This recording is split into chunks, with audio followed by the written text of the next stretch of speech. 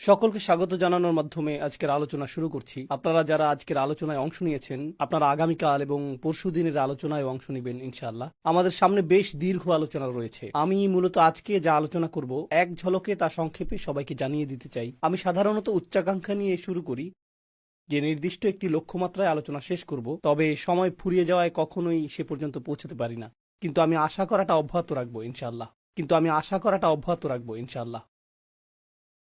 তো ধারাবাহিক এই আলোচনাটির উদ্দেশ্য হল হজ মৌসুম সমাগত, আর অবশ্যই একজন মুসলিমের আধ্যাত্মিক বৎসরের দুইটি উপলক্ষের মধ্যে হজ অন্যতম। উপলক্ষ দুটি হল রমজান মাস এবং হজ। যখন আমরা উল্লেখযোগ্য কিছু বিষয় উদযাপন করে থাকি, এই উভয় উপলক্ষ থেকে বেশ কিছু শিক্ষণীয় বিষয় রয়েছে। আর বিশেষভাবে হজের প্রসঙ্গ যখন আসে, আমরা হজের শিক্ষা এবং ঐতিহ্যকে ইব্রাহিম আলাইহিসসালামের সাথে যুক্ত করে থাকি। তিনি কাবা ঘর নির্মাণ করেছেন। এছাড়াও কুরবানি এবং অন্যান্য আনুষ্ঠানিকতাগুলো সরাসরি ইব্রাহিম আলাইহিসসালামের সাথে সম্পর্কযুক্ত। সেজন্যই হজের ঘটনাগুলোর সাথে সম্পর্কিত ইব্রাহিম আলাইহিসসালামের আদর্শ বিষয় খুতবা, আলোচনা এবং নসিহত অহরহ মুসলিমদের মাঝে দেখবেন। কিন্তু আমি মনে করি সেই সমীকরণে আরও একটি বিষয় যোগ করা উচিত। আমরা অবশ্যই ইব্রাহিম আলাইহিসসালামকে নিয়ে কথা বলবো, কিন্তু তাকে নিয়ে আলোচনাটি থাকবে ধারাবাহিক এই আলোচনার একেবারে শেষের দিকে। আমি মনে করি আমাদেরকে শুরু করতে হবে স্বয়ং রসূল সাল্লাল্লাহু আলাইহি সাল্লামের জীবনী থেকে। আমি এই ধারাবাহিক আলোচনার নাম দিয়েছি হজের পথ পরিক্রমা, রসূল সাল্লাল্লাহু আলাইহি সাল্লামের হজের পথ পরিক্রমা। কারণ আমাদেরকে বুঝতে হবে যে কিভাবে আমরা এখানে আসলাম, কিভাবে আমরা হজ পর্যন্ত এই অবস্থানে পৌঁছলাম। একটি দৃষ্টিকোণ থেকে আপনি এটাকে প্রধান লক্ষ্যগুলোর একটি মনে করতে পারেন। যদি এটা একমাত্র লক্ষ্য নাও হয়ে থাকে, রসূল সাল্লাল্লাহু আলাইহি সাল্লামের জীবনের অন্যতম মিশন ছিল হজ প্রতিষ্ঠা করা, যার অর্থ আসলে স্বয়ং ইসলামকে প্রতিষ্ঠা করা। তো হজকে প্রকৃত অর্থে প্রতিষ্ঠিত হতে হলে কাবা ঘরে রক্ষিত মূর্তিগুলোর ধ্বংস অনিবার্য ছিল। হজের উদ্দেশ্যটি প্রতিষ্ঠিত হওয়ার জন্যই ইব্রাহিম আলাইহিসসালাম কাবা ঘর নির্মাণ করেছিলেন।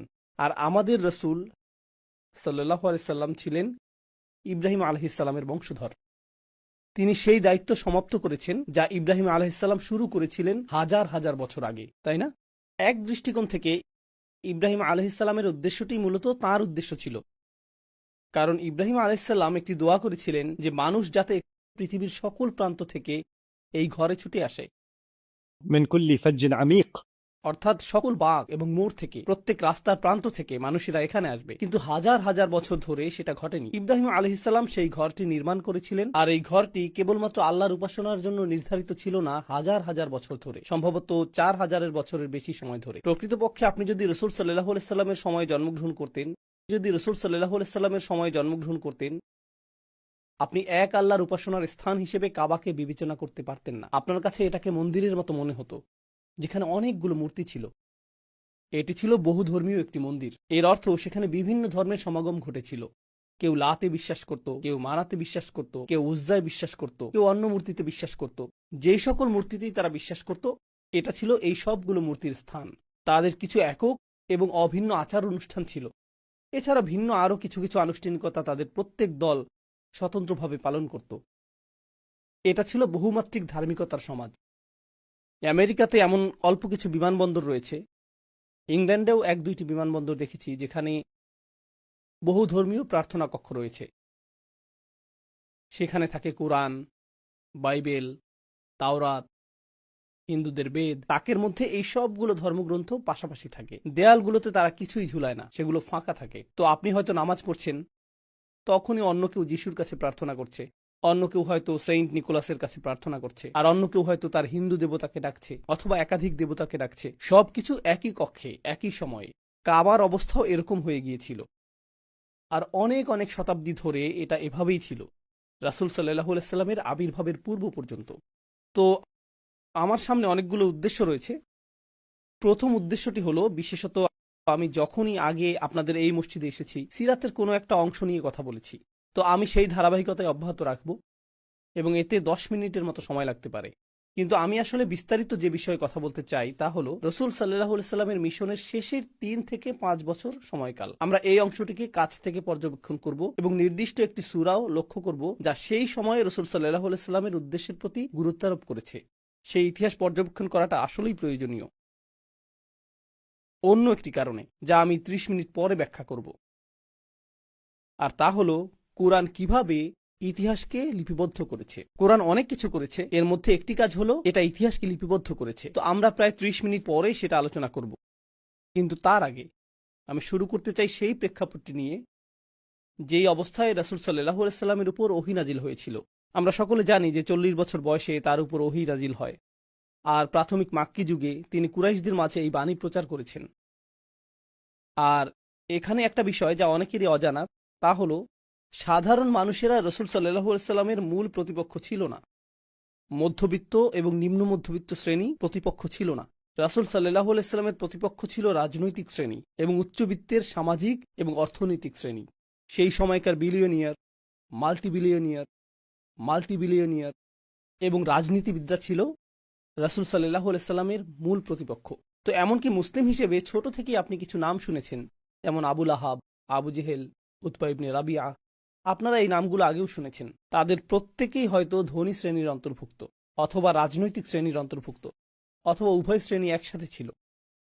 এখানে অর্থ এবং ক্ষমতার মধ্যকার সম্পর্ক নিয়ে সংক্ষেপে কিছু কথা বলা জরুরি, কারণ তাদের কেউ কেউ ছিল ক্ষমতাসীন এবং কারো কারো প্রচুর সম্পদ ছিল। আর এই দুটি বিষয়, অর্থ এবং ক্ষমতা, সর্বদাই একে অপরকে সঙ্গ দিয়েছে, যদিও তারা সর্বদা একই হাতে থাকে না। কিছু কিছু ক্ষেত্রে তারা একই হাতে কক্ষিগত থাকে। উদাহরণস্বরূপ, আজকের পৃথিবীর কিছু কিছু দেশে রাজপরিবার রয়েছে, বেশিরভাগ সম্পদ তাদের হাতে এবং সকল ক্ষমতা তাদের কাছে। তো রাজত্বের মধ্যে অর্থ এবং সম্পদ একীভূত হয়ে আছে। আবার পৃথিবীর অন্য অনেক স্থানে, যেমন আমরা যেসব দেশে বসবাস করছি, এখানে গণতন্ত্রের একটি ছদ্ম আবরণ রয়েছে, কিন্তু বাস্তবে শুধুমাত্র দুটি জিনিস এখানে ক্ষমতায় রয়েছে। এখানে সম্পদশালী মানুষ রয়েছে আর রাজনৈতিক প্রভাব সম্পন্ন মানুষ রয়েছে। বেশিরভাগ ক্ষেত্রেই সম্পদশালী ব্যক্তিরাই রাজনৈতিক ক্ষমতাধর ব্যক্তিদেরকে নিয়ন্ত্রণ করে থাকে, আর অন্য সকলেই এই ভান করে যে তারা আদর্শ গণতন্ত্রে বসবাস করছে। তো এটা ভনিতাপূর্ণ একটা সমাজ, কিন্তু বাস্তবে এই দুটি উপাদান গোটা ইতিহাস জুড়েই বর্তমান ছিল, আর তারা সব সময়ই থাকবে। এটাই সমাজে ক্ষমতার কাঠামো কার্যকর থাকার প্রকৃতি। কোনো কোনো জাতি শুধুমাত্র অন্যদের তুলনায় এ ব্যাপারে বেশি সৎ, এটাই মূল পার্থক্য, তাই না? এরকমও দেখা যায় যে, উদাহরণস্বরূপ, ক্ষমতা শুধুমাত্র রাজনীতিবিদদের হাতেই থাকে না, ক্ষমতা সেনাবাহিনীর হাতেও থাকে। পৃথিবীতে এরকম অনেক দেশ রয়েছে। আপনি যদি এরকম দেশে বসবাস করেন, আপনি ইতিমধ্যে বিষয়টা জানেন, যেখানে নির্বাচন হয়, রাষ্ট্রপতি পরিবর্তন হয়, প্রধানমন্ত্রী পরিবর্তন হয়, দল পরিবর্তন হয়, কিন্তু সকলেই জানে যে সেনাবাহিনীই মূলত দেশ চালায়। এটা সবাই জানে। আমরা সকলে ভান করছি যে ভোট হচ্ছে, নির্বাচন হচ্ছে, কিন্তু পেছন থেকে কেউ কলকাঠি নাড়ছে এবং বলছে তোমাদেরকে আমার কথা মতোই চলতে হবে, না হলে পরবর্তী নির্বাচনে তুমি কিন্তু আর থাকবে না, অথবা তোমার নামে কোনো অভিযোগ আনা হবে যার ফলে তুমি দৃশ্যপট থেকে হারিয়ে যাবে, তাই না? মূলত সম্পদশালীরাই ক্ষমতায় থাকে। এখন আর প্রসঙ্গক্রমে ক্যাথলিক চার্চ এবং রোমান সাম্রাজ্যের ক্ষেত্রেও একই রকম বিষয় কার্যকর ছিল। ক্যাথলিক চার্চের ক্ষেত্রে তৃতীয় আরেকটা মাত্রা যোগ হয়েছিল, যেটিও আমি আপনাদের সামনে উপস্থাপন করতে চাই। তো একটি হলো সম্পদ, একটি হলো ক্ষমতা, আরেকটি ছিল ধর্ম।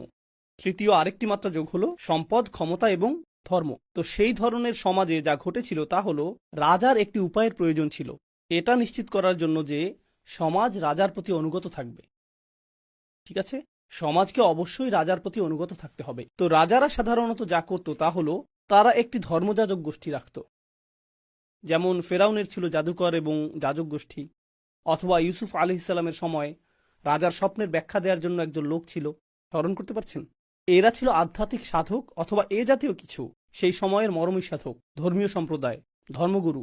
একইভাবে রোমান সাম্রাজ্যের ছিল ক্যাথলিক চার্চ, সেখানে এই ধর্মীয় সম্প্রদায়টি বর্তমান ছিল। আর তাদের কাজ ছিল দুইটি। তাদের কাজ শুধুমাত্র মানুষকে ধর্মশিক্ষা দেয়াই ছিল না, বরং ধর্মশিক্ষা দেওয়ার মাধ্যমে তারা মূলত মানুষকে দুটি জিনিস শিখিয়েছে। প্রথমত দান করা, একে অপরকে দান করা না, দরিদ্রকে দান করাও না, বরং চার্চকে দান করা, এটা এক নম্বর।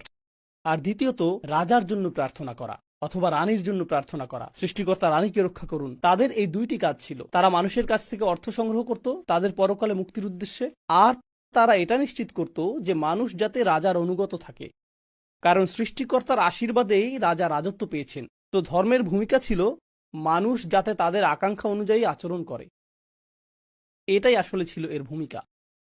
এখন আমাদের সময়ে যা ঘটছে নতুন প্রজন্মের জন্য ধর্মগুলো ব্যাপকভাবে অপ্রাসঙ্গিক হয়ে পড়ছে, তাই না? তাদের পিতামাতাগণ অনেক বেশি চার্চমুখী, মন্দিরমুখী, এমনকি মসজিদমুখী ছিল, কিন্তু পরের প্রজন্ম সেরকম না। তো এজন্য বিদ্যমান ক্ষমতা কাঠামোকে নতুন এক ধর্ম আবিষ্কার করতে হবে। কিভাবে তারা মানুষকে জড়ো করবে, কিভাবে তারা মানুষকে অনুগত বানাবে। তো গণমাধ্যমগুলো এখন নতুন ধর্মীয় সত্তায় পরিণত হয়েছে। গণমাধ্যম বলতে সামাজিক মাধ্যম, বিনোদন মাধ্যম, সংবাদ মাধ্যম, এরাই এক হিসেবে আমাদের সমাজে ধর্মের স্থানটি দখল করতে শুরু করেছে। তো আগে ছিল ধর্মীয় কাঠামো, যা মানুষের মনে প্রতিনিয়ত বিশেষ ধরনের বার্তা পৌঁছে দিত, কিন্তু এখন গণমাধ্যমগুলোই মানুষের মাঝে বিশেষ ধরনের বার্তা ছড়িয়ে দিচ্ছে। এই আলোচনা অন্য আরেক সময় করা যাবে। আসুন আমরা রসুল সাল্লাল্লাহু আলাইহি সাল্লামের সিরাতে ফিরে যাই, যেখান থেকে আলোচনাটির সূচনা হয়েছিল। রসুল সাল্লাল্লাহু আলাইহি সাল্লাম যখন তার বাণীটি লা ইলাহা ইল্লাল্লাহ প্রথম ঘোষণা করলেন, এটা ছিল বড় একটা ধর্মীয় সমস্যা। প্রথমত, কারণ আপনি যদি বলেন যে সৃষ্টিকর্তা মাত্র একজন, কাবা ঘরের মধ্যে অবস্থিত তাদের বিচিত্র রকমের সব ধর্মগুলো, এগুলো সবগুলোই বাতিল হয়ে যাবে। এগুলো কোনোটাই একত্ববাদের ধারণার সাথে একত্রে অবস্থান করতে পারে না। এই ধর্মগুলোর প্রত্যেকটি এই জাতীয় অন্য ধর্মগুলোর সাথে একত্রে অবস্থান করতে পারে। তোমার যা ইচ্ছা বিশ্বাস করতে পারো, তোমার যা ইচ্ছা বিশ্বাস করতে পারো, তোমার মূর্তিটা এখানে রাখতে পারো, তোমারটাও এখানে রাখতে পারো। কিন্তু রসুল সাল্লাল্লাহু আলাইহি সাল্লাম এমন কিছু নিয়ে আসলেন যা মূর্তিকেই স্বীকার করে না। এটা সৃষ্টিকর্তার বিষয়ে কোনো ছাড় দেয় না। সৃষ্টিকর্তা শুধুমাত্র একজন, আর তিনি প্রথম থেকেই দাবি করেছেন যে এই ঘরটি কখনোই মন্দিরে পরিণত হওয়ার কথা ছিল না। এটা নির্মাণ করেছিলেন ইব্রাহিম আলাইহিস সালাম একমাত্র সৃষ্টিকর্তার উপাসনার জন্য। তোমরা মূলত এই মসজিদের পবিত্রতা নষ্ট করেছ। তো এখানে একটি বড় ধর্মীয় সমস্যা দেখা দিল। এছাড়া রাজনৈতিক একটা সমস্যাও ছিল। রাজনৈতিক সমস্যাটা হলো, ইসলাম এসে এরকম কথা বলছে যে আমরা সকলে আদম আলাইহিসসালামের সন্তান, আর আদম আলাইহিসসালামের সকল সন্তানই সম্মানিত। আমরা যদি সকলেই আদম আলাইহিসসালামের সন্তান হই, এর অর্থ আক্ষরিকভাবেই আমরা সকলে জন্মগতভাবে সমান। যদিও আমরা জন্মগতভাবে বিভিন্ন স্থানের, আপনি এই গোত্রের হতে পারেন, সেই গোত্রের হতে পারেন, আপনার গোত্রের কোন জিনিসটা নিয়ে আপনি গর্ব করেন, আপনার পূর্বপুরুষের পরিচয়, কিন্তু তার বাবা কে ছিল। আপনি যদি এভাবে যেতে থাকেন, সকল মানুষের পিতাকে আদম আলাইহিসসালাম, যার অর্থ আমরা সকলেই মানবতার গোত্রের সদস্য, আমরা সকলেই সমান। বুঝতে পারছেন? তো গোত্রীয় শ্রেষ্ঠত্ব সাংঘাতিক এক সমস্যা হয়ে দাঁড়িয়েছিল। যদি সকল মানুষ সমান হয়, আপনি কোন গোত্রের সেই বিবেচনায় শ্রেষ্ঠত্বের দাবি করতে পারেন না। সকলের মৌলিক অধিকারগুলো সমান। তো এটা ছিল আরেকটা সমস্যা। এখন কুরাইশরা আর শ্রেষ্ঠত্বের দাবি করতে পারবে না, এমনকি তাদের নিজেদের ভিতরেও শ্রেণী বিভাগ ছিল। এখন তারা আর এটা চর্চা করতে পারবে না। অন্য আরো সমস্যাও ছিল। কোরআন অগ্রসর হওয়ার সাথে সাথে এই সমস্যাগুলো উদ্ভূত হতে শুরু করলো। উদাহরণস্বরূপ আল্লাহ বলছেন, فذلك الذي يدع اليتيم ولا يحض على طعام المسكين। প্রাথমিক এই ওহী বলছে এমন ব্যক্তি সম্পর্কে যে এতিমকে ধাক্কা দেয় এবং দরিদ্রকে আহার করায় না। এখানে দরিদ্রকে উদ্দেশ্য করে বলা হচ্ছে না, এখানে বলা হচ্ছে ধনীদের উদ্দেশ্যে। এখানে সেই ধনীদের উদ্দেশ্যে বলা হচ্ছে যারা এতিমদেরকে ধাক্কা দেয়, যারা সমাজের দরিদ্র শ্রেণীকে বঞ্চিত করে, যারা ব্যবসায় মানুষকে প্রতারিত করে। আল মুতাফফিফিন। কোরআন অর্থনৈতিক দুর্নীতির সমালোচনা করেছে, যা দরিদ্রদের দ্বারা করা সম্ভব না। দরিদ্রদের কাছে তো দুর্নীতিগ্রস্ত হওয়ার জন্য যথেষ্ট সম্পদই থাকে না। কোরআন সমাজের অত্যাধিক ধনী শ্রেণীর সমালোচনা করেছে।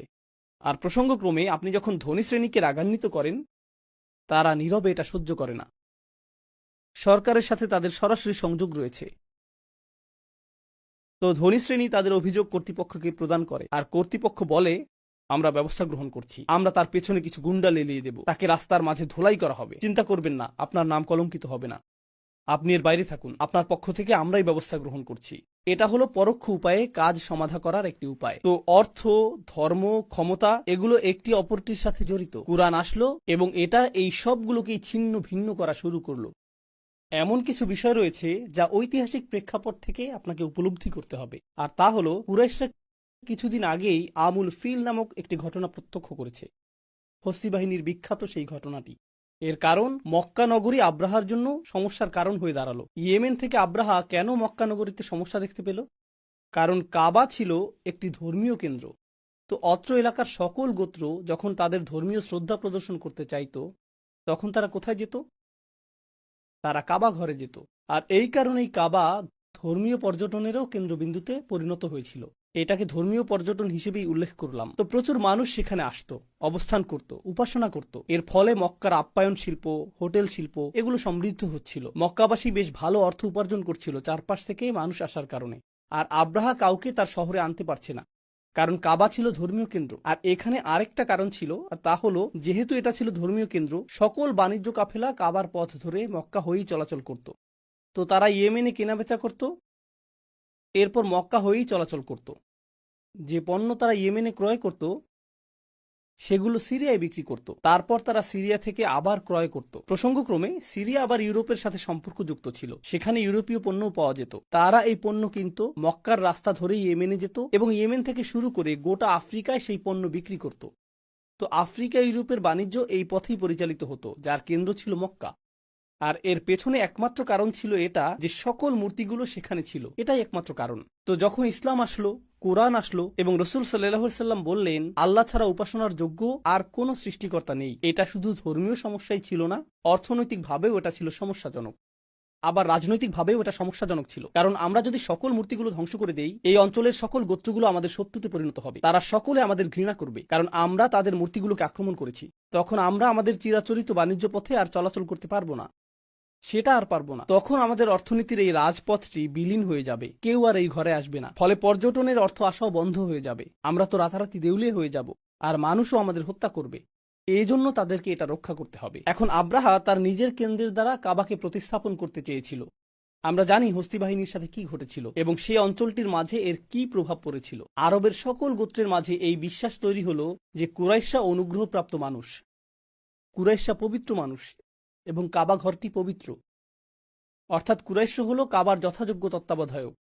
আর সেজন্যই তাদেরকে ক্ষমতায় রাখতে হবে। তাদের এই ক্ষমতা বরং আরও বেশি বৈধতা পেয়ে গেল হস্তি বাহিনীর এই অলৌকিক ঘটনার মাধ্যমে। এমনকি হস্তি বাহিনীও এই লোকদের কিছু করতে পারেনি।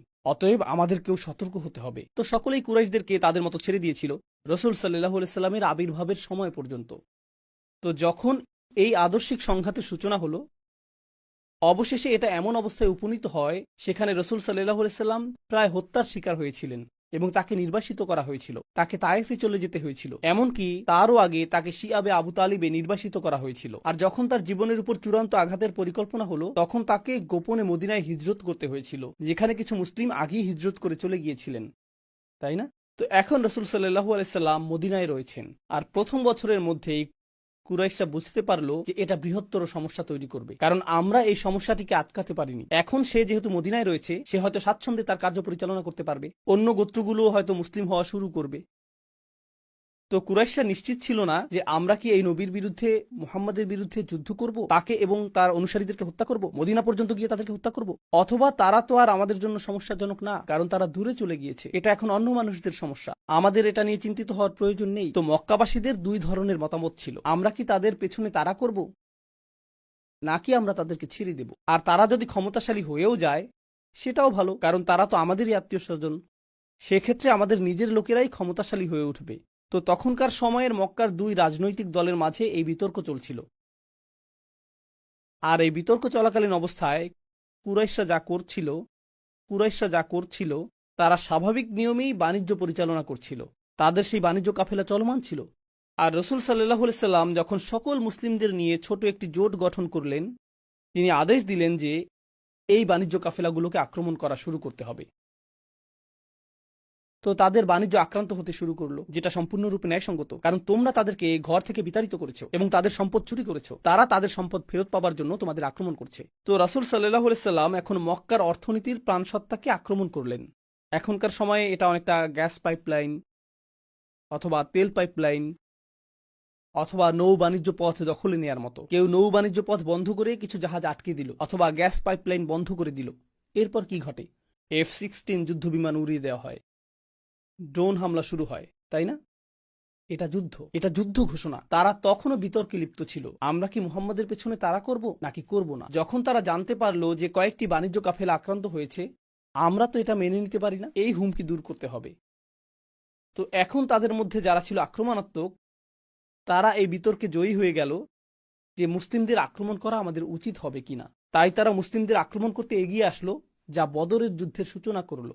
তো অত্যন্ত দ্রুততার সাথে এটা ঘটে গেল। আপনারা ঘটনাটা জানেন, আমি বদরের যুদ্ধের পুঙ্খানুপুঙ্খ বিবরণ দিব না, কিন্তু মুসলিমগণ তাদেরকে বদর যুদ্ধে বেশ অপমানজনক পরাজয় প্রদান করেছিল। আর সেই পরাজয়ের ফলে কুরাইশরা এখন দুটি সমস্যার সম্মুখীন হলো।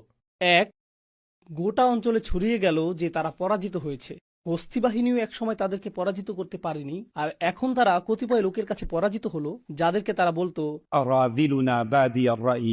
হীন, অধম, গৃহহীন লোকেরা, অপরাধী, দাস, দুর্বল ও নির্বোধ লোকেরা, আর এদের কাছেই তারা পরাজিত হলো। তাদের জন্য এটা ছিল বেশ খারাপ। এর উপরে আরবদের একটা রীতি ছিল, যা আমার মনে হয় না যে কোথাও এখন আর বর্তমান রয়েছে। তাদের নারীরা তাদেরকে প্রচুর অপমানিত করত। So, অবশ্যই আপনারা এর সাথে পরিচিত নন।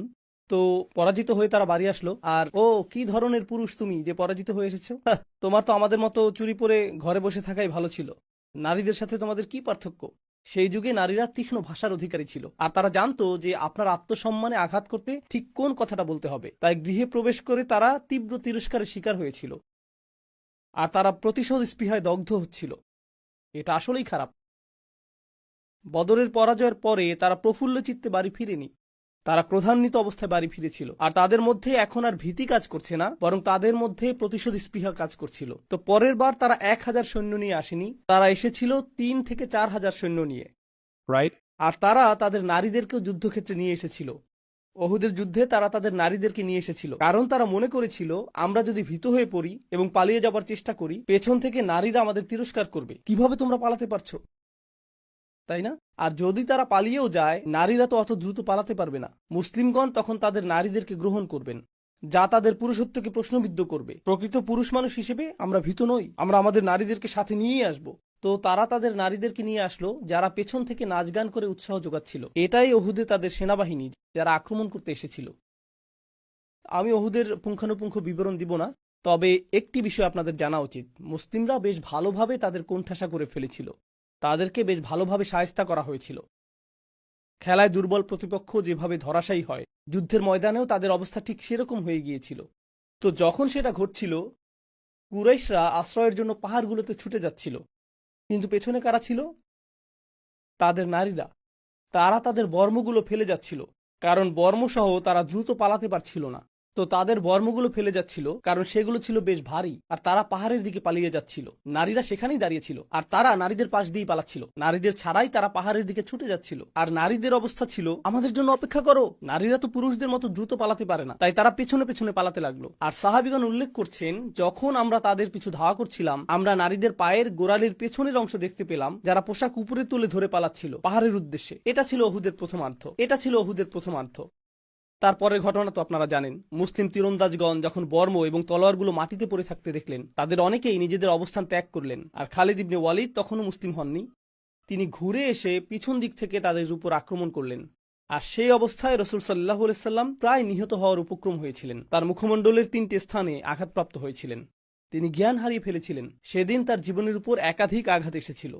আর এটা ছিল কুরাইশদের জন্য তথাকথিত প্রথম বিজয়। আর যুদ্ধের পরে তারা আজে বাজে অনেক কথা বলেছিল। لنا العزى ولا عزى لكم. আমাদের উজ্জা দেবী রয়েছে। প্রসঙ্গক্রমে উজ্জা শব্দটি আল আযু এর স্ত্রীবাচক শব্দ, যা এসেছে আজিজ থেকে। আল্লাহর নাম হলো আল আজিজ। আল আযু হলো যার শক্তি সবচেয়ে বেশি। আল উজ্জা অর্থ সেই কল্পিত দেবী যার শক্তি সবচেয়ে বেশি। لنا العزى ولا عزى لكم. আর আল্লাহ কোরআনে একটি আয়াতের দ্বারা এর জবাব দিয়েছিলেন। ذلك بأن الله مولى الذين آمنوا وأن الكافرين لا مولى لهم. আল্লাহ ইমানদারদের মাওলা, আর কাফিরদের কোনো মাওলা নেই। যাই হোক, এরপর তারা চলে গেল।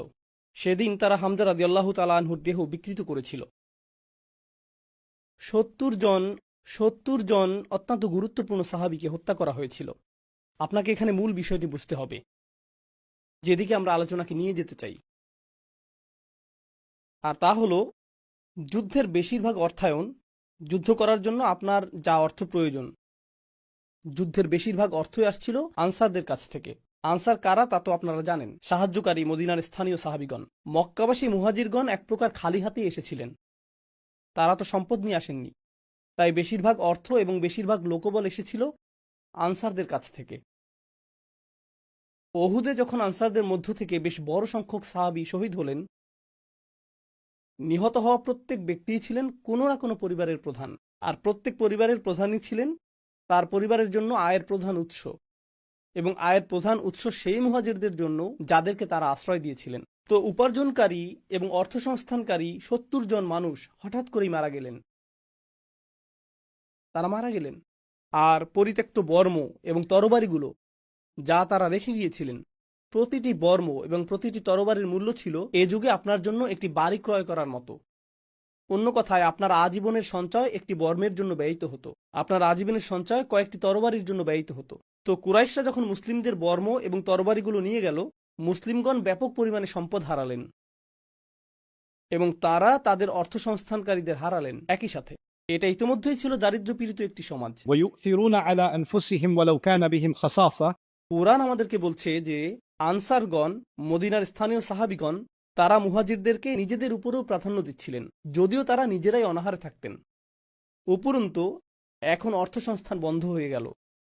তো মুসলিমদের অবস্থা এখন আরও শোচনীয় হয়ে পড়ল।